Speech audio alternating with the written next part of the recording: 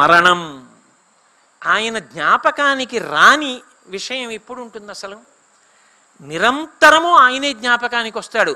అలా ఆలోచించడం అన్నది ఎప్పుడు వస్తుందంటే అసలు ఆయన యందు ఆ ప్రీతి ఏర్పడితే, ఆయన చేసిన ఉపకారములు మనసులో స్మరణ మనకు వస్తూ ఉంటే, ప్రహ్లాదుడికి పానీయంబులు త్రావుచున్ కుడుచుచున్ తింటూ గుర్తొచ్చాడు.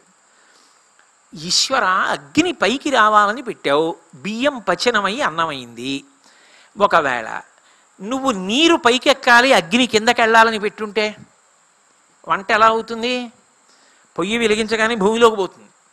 నీళ్లు పైకి ఎక్కడం మొదలెడతాయి. నీళ్ళు ఇలా పోస్తే కింద పడ్డం మానేసి పైకి ఎక్కాయి అనుకోండి, ఎలా?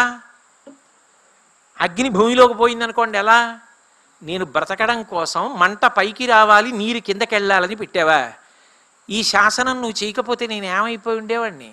అడవులను కాల్చగలిగిన అగ్ని నా ఇంట్లో వంట చేసేవాడు అయ్యాడా నీ శాసనానికి కాదు? హవ్యం వహతి దేవానాం కవ్యం కవ్యాసినామపి పాకంచ కురుతే వహ్ని శంకరస్యైవ శాసనాత్ అంటాడు వ్యాసుడు లింగపురాణంలో. శంకర శాసనానికి ఓ అగ్నిహోత్రుడా, నువ్వు ప్రతి ఇంట వంట చేసి పెడుతున్నావు అన్నాడు. ఇన్ని ఉపకారాలు చేశావు, నేను నీ ఉపకారముల స్మరణమునందు ఎంత ఆనందాన్ని పొందుతున్నాను. లోపల పదార్థం అయిపోయిందని తెలీదు. అప్పుడు ఆకలి మంట పెట్టి ఏదన్నా తిను తిను తిను అని చెప్పావా?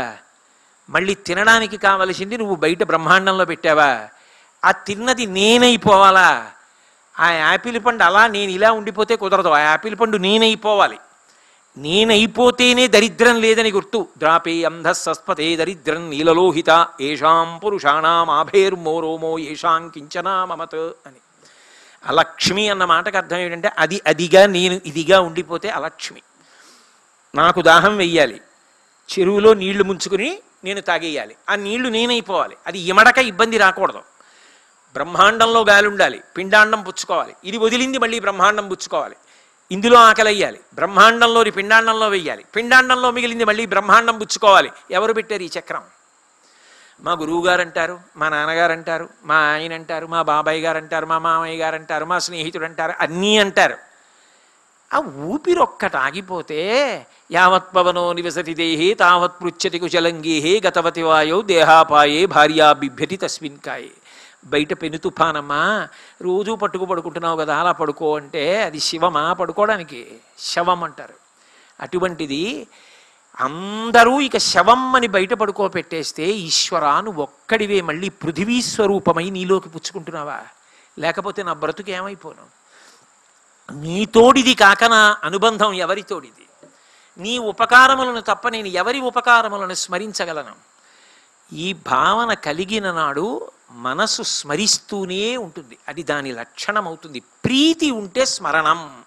మీరు ఒకటే గుర్తుపెట్టుకోండి, మనసు స్మరిస్తే రెండు కారణాలకి. ఒకటి ప్రీతి, రెండు ద్వేషం. ఒకటి మీద బాగా శత్రుభావన ఉందనుకోండి, అస్తమానం ఆయనే జ్ఞాపకానికి వస్తూ ఉంటాడు. ఎంత మాట అన్నాడు వాడు.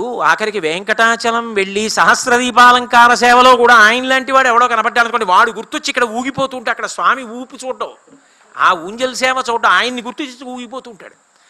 అంటే శత్రుభావన చేత స్మరిస్తుంది, ప్రీతి చేత స్మరిస్తుంది. ఆ ప్రీతితో స్మరించడం నేర్చుకోవాలి. శత్రుభావనతో స్మరణము మంచిది కాదు. అందుకే ధర్మరాజు గారితో నారదుడు మాట్లాడుతూ భాగవతంలో అంటాడు, కామోత్కంఠత గోపికల్ భయమునన్ కంసుండు వైరక్రియా సామాగ్రించి చుపాలముఖ్య నృపతుల్ సంబంధులై వృష్ణులున్ ప్రేమన్ మీరలు భక్తి మేము ఇది చక్రింగంటి మెట్లైననుద్ధా మధ్యాహ్న గరిష్ఠులైన హరిచందన్ వచ్చు ధాత్రీశ్వర. ఏ భావనతో పట్టుకున్నా పట్టుకోవచ్చు. కామోత్కంఠత గోపికల్, కామంతో పట్టుకుని గోపికలు తరించారు. భయమునన్ కంసుండు, భయంతో పట్టుకుని కంసుడు తరించిపోయాడు ఆయన్నే స్మరిస్తూ. వైరక్రియా సామాగ్రించి చుపాల ముఖ్య నృపతుల్, వైరంతో శిశుపాలాదులు ఆయన ఎందే చేరిపోయారు. సంబంధులై వృష్ణులున్, మేము ఆయనకి సంబంధించిన వారమని చెప్పి వృష్ణివంశం వారు తరించిపోయారు. ప్రేమన్ మీరలు, ఓ పాండవులారా ప్రేమతో మీరు పట్టుకున్నారు, నారదులాదులం భక్తితో మేము పట్టుకున్నాం. ఏ భావనతో పట్టుకున్నా ఆయనతోనే కలిసిపోతాం. కానీ శత్రుభావనతో స్మరించడం మంచిది కాదు. ప్రేమ భావనతో స్మరించాలి. ప్రేమయే భక్తి. అటువంటి భక్తితో కూడిన స్మరణము ఈశ్వరుణ్ణి చేరడానికి మార్గము. భాస్కరరాయల వారు లలితా సహస్రనామంలో ధన్య అన్న నామానికి వ్యాఖ్యానం చేశారు. మనసు బతికున్నంత కాలం దేనిని స్మరించడానికి మనిషి సాధన యందు అలవాటు చేస్తాడో, నేను అన్నది కొంచెం గంభీరమైన మాట మీరు పట్టుకోవాలి. మనిషి తరించడానికి కారణము మనసే. అందుకే మన ఏవ మనుష్యాణం కారణం బంధమోక్షయోహో. ఆ మనసు ఎప్పుడూ భగవత్స్మరణం చెయ్యడానికి వీలుగా భగవంతుణ్ణి ఆలంబనంగా ఇస్తూ ఉండాలి. అది సాధన. ఎందుకో తెలుసా? ఏది ఎక్కువ ప్రీతితో పట్టుకోవడం మనసుకు అలవాటైందో ఆఖరి ఊపిరిలో ఆఖరి కదలికలో దాన్ని పట్టుకుంటుంది.